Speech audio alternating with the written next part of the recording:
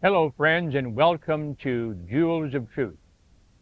Today we will continue speaking about Seventh-day Adventists being punished for violating the Sunday law, that is, back in the 1880s, 1890 time period. We have already given case after case after case of Seventh-day Adventists during that time period punished for violating the Sunday law, for working on Sunday on their own homes, their own land. And I am putting these things on the record because there are people, both Seventh-day Adventists and non-Seventh-day Adventists, who deny that Sunday observance will ever be enforced in this country and that Seventh-day Adventists will be punished for violating the Sunday law. So, and let me reread again the statement from the book, The Great Controversy, pages 605 to 606. Heretofore, those who presented the truths of the third angel's message have often been regarded as mere alarmists. Their predictions that religious intolerance would gain control in the United States, that church and state would unite to persecute those who keep the commandments of God, have been pronounced groundless and absurd. It has been confidently declared that this land could never become other than what it has been, the defender of religious freedom. But as the question of enforcing Sunday observance is widely agitated in the near future, that is, the event so long doubted and disbelieved is seen to be approaching, and the third message, the third angel's message, that is, will produce an effect which it could not have had before. Because people will realize Seventh-day Adventists were right all along. This is actually happening in this country. We will soon see this come to pass. So here we go with the fourth case, which is mentioned by Elder A.T. Jones in the book, The Two Republics. These cases are mentioned at the end of his book, cases where Seventh-day Adventists were punished for violating the Sunday law. So Mr. J.L. Shockey, a Seventh-day Adventist from Malvern, Arkansas, moved from Ohio in 1884 and settled on a piece of railroad land 6 miles north of Malvern, the county seat of Hot Spring County, Arkansas. About the middle of April 1885, Mr. Shockey was plowing in his field on Sunday, 1 3/4 miles from any place of public worship and entirely out of sight of any place of worship. He was observed by D.B. Sims and C.B. Fitzhugh. He was reported to the grand jury by Anthony Wallace, a member of the Baptist Church. Sims and Fitzhugh were summoned as witnesses by the grand jury. Mr. Sims was hunting stock when he saw Mr. Shockey at work on a Sunday. The grand jury found a true bill. Mr. Shockey was arrested September 14, 1885, and gave bond to the amount of $110 for his appearance at the February term of the Circuit Court in the 7th Judicial District held at Malvern. On the first day of February 1886, Mr. Shockey appeared before Judge J.B. Wood. In the meantime, the Scholes case had been appealed to the Supreme Court, and at the request of the judge, the prosecuting attorney consented to continue the case to await the decision of the Supreme Court. Okay, now the fifth case, James M. Poole. James M. Poole, a Seventh-day Adventist, was indicted for Sabbath breaking at the fall term of the Circuit Court held at Fayetteville beginning the first Monday in September 1885. He waived his right to jury trial. The only witness in the case was J.W. Cooper. Cooper was a member of the Presbyterian Church and professed sanctification.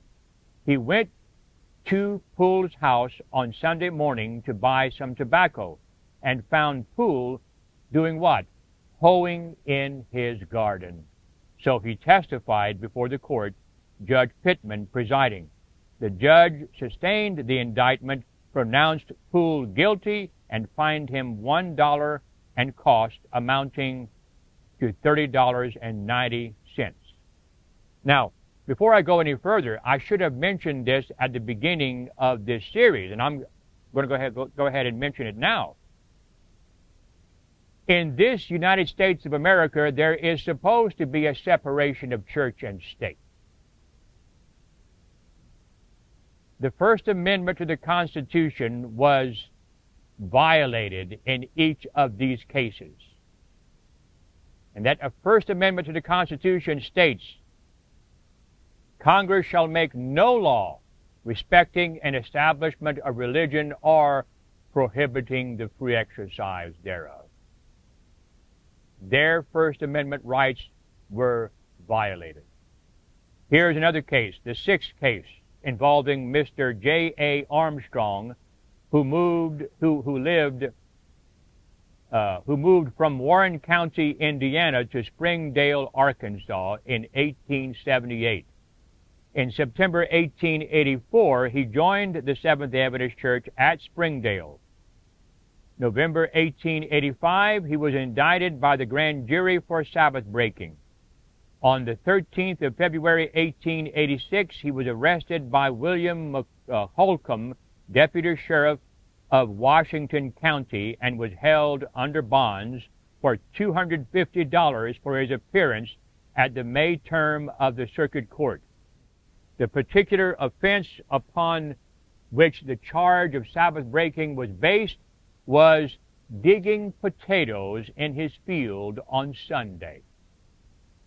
Millard Courtney was the prosecuting witness. Mr. Armstrong had a contract for building the schoolhouse at Springdale. Mr. Courtney tracked for putting the tin roof on the schoolhouse. There must be some words missing here. He must have contracted for putting the tin roof on the schoolhouse. From the house, they went into the field, where Mr. Armstrong was digging potatoes. There, the business was all talked over, and the contract was secured for putting on the tin roof. Then, this same Courtney became the prosecuting witness against Mr. Armstrong of Sabbath breaking. So here this guy,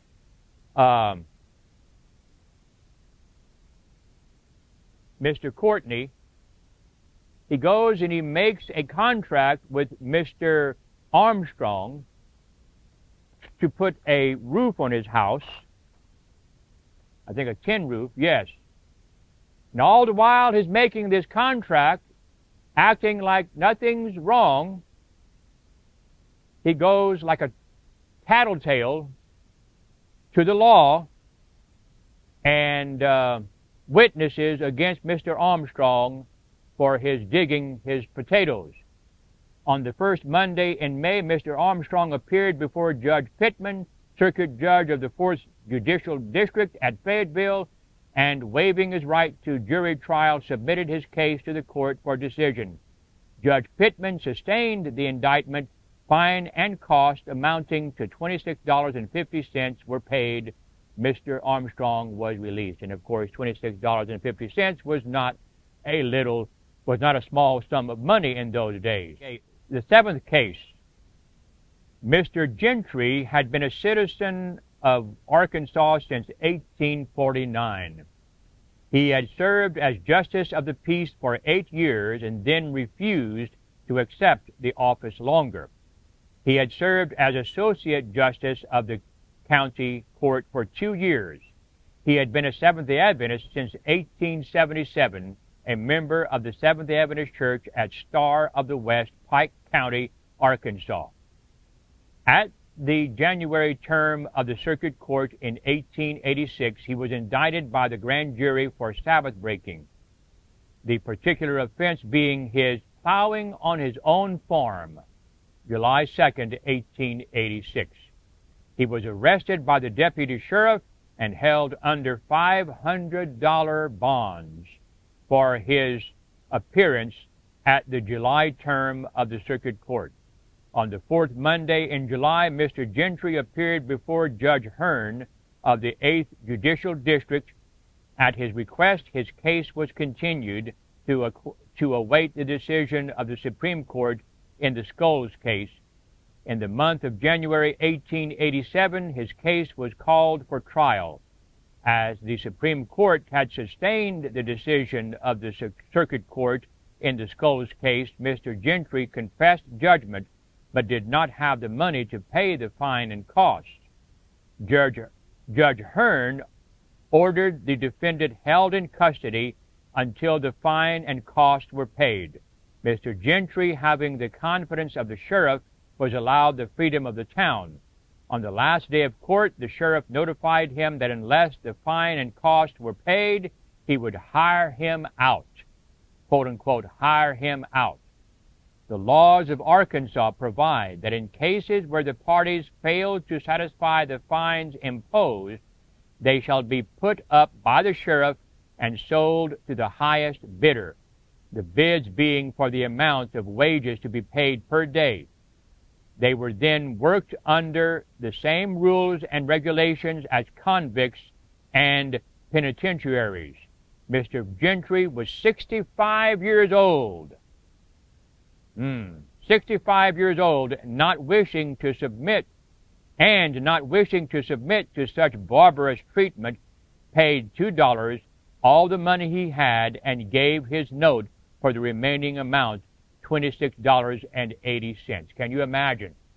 Okay, this man plowing his field, his own farm, and he's arrested for Sunday breaking the Sunday law, and because he didn't have the money to pay the fine and cost, the sheriff notified him that if he didn't pay the cost, he would be hired out as a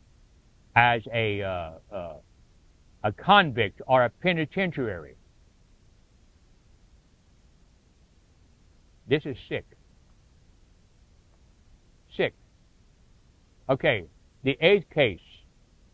Mr. Pannell, a Seventh-day Adventist in the Star of the West, Arkansas, was indicted by the grand jury in January 1886 for Sabbath breaking, the particular offense charged being his plowing in his field on Sunday.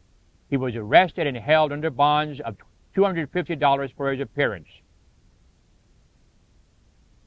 At his request, his case was laid over to await the decision of the Supreme Court in the Scholes case. At the January term in 1887, that case having been decided adversely, he appeared and confessed judgment. His fine and cost amounted to $26.80, and not being able to pay, he was kept in jail 4 days and then informed that unless some satisfactory arrangements were made, he would be sold and would have to work out his fine and cost at 75 cents a day, the law not allowing the sheriff in such cases to accept less than that amount. Mr. Pannell paid $2 in money, gave his note for $26.80, and was released. In other words, he promised to pay the rest of it later. Ninth case, J.L.